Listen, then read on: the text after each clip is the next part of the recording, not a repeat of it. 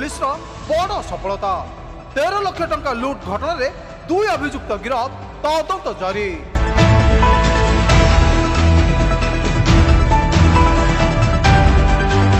जाजपुर जिला पाणीकोइली छकरे एक टायर दुकान 15 लाख टंका लुट घटनार अंतरराज्य डकायत पर्दाफाश करछि पाणीकोइली पुलिस।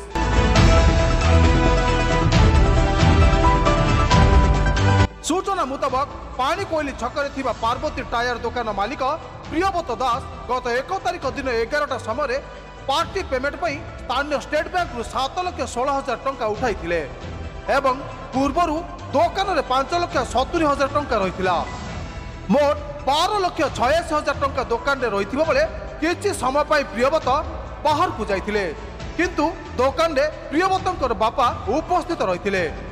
ठीक यही समय 2 डकायत टायर दुकान को गराक भाव प्रवेश करथिले एवं उक्त टंका को लुटि नहीं फेरार हो जाइथिले किंतु प्रियव्रत फेरी देखिथिले तांका सबु टंका लुट हो जाइछि।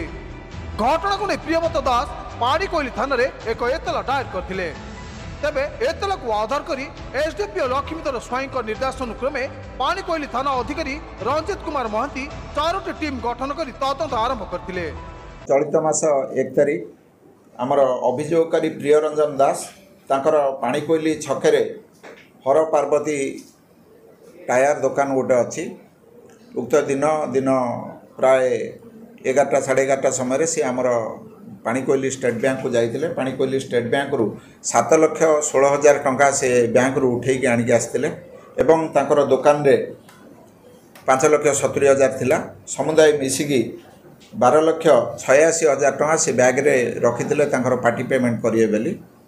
एही समय रे तांकर बापा दुकान रे थिले। एही समय जड़े दुर्बृत्त जहाँ नाम मु आपन आगु को ये करी सी दुकान भितर ग्राहक हिसाब से पशिले बापा सेतबेले टिके खरा बेल समय शोई पड़ते तार सुजोग नहीं कि से कैश बैगटा को टोटाल नहीं कि पलि जाइए। ये घटना समुदाय 4 जन पाखापाखे रास्तार 3 जन थे जड़े दुकान भितर को जाइए। ये घटना 4 जन संपृक्त अच्छा 4 जन भितर आमर पुलिस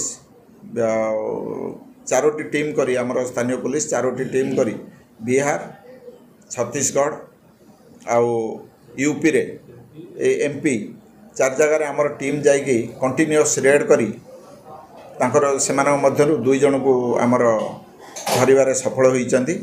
कौन सूत्र खबर पाई छत्तीसगढ़ बिहार यूपी और एमपी पुलिस सहायता चढ़ाऊ कर 2 अभियुक्त को गिरफ्त करथिबा बेले संपृक्त 2 जन डकायत फेरार हो जाइथिले। तेबे 2 अभियुक्त नगद 3,70,000 टंका सहित गोटे प्लांटीना और पल्सर गाड़ी को जबत करछि पाणीकोइली पुलिस।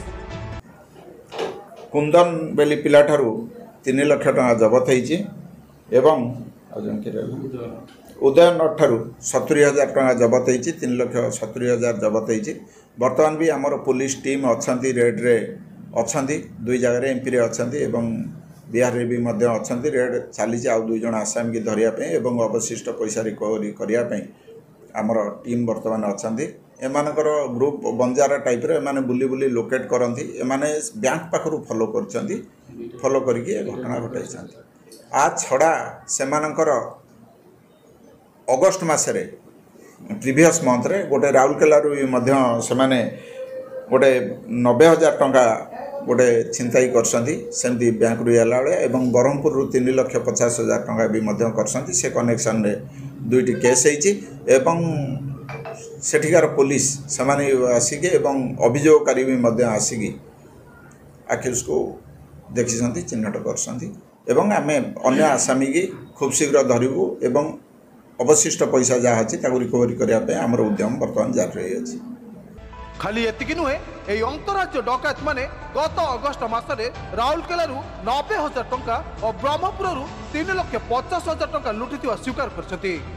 तेबे एई लुट घटना रे केते जन संपृक्त अछंती यार चेहरा केते बाट लबिछि ए नै दृढ़ तदंत जारी रखा जाइछि बोली आज सांबादिक सम्मेलन रे एसडीपीओ लक्ष्मीधर स्वाई सूचना दैछथि। जाजपुर प्रशांत कुमार पात्र रिपोर्ट न्यूज 1 ओडिशा।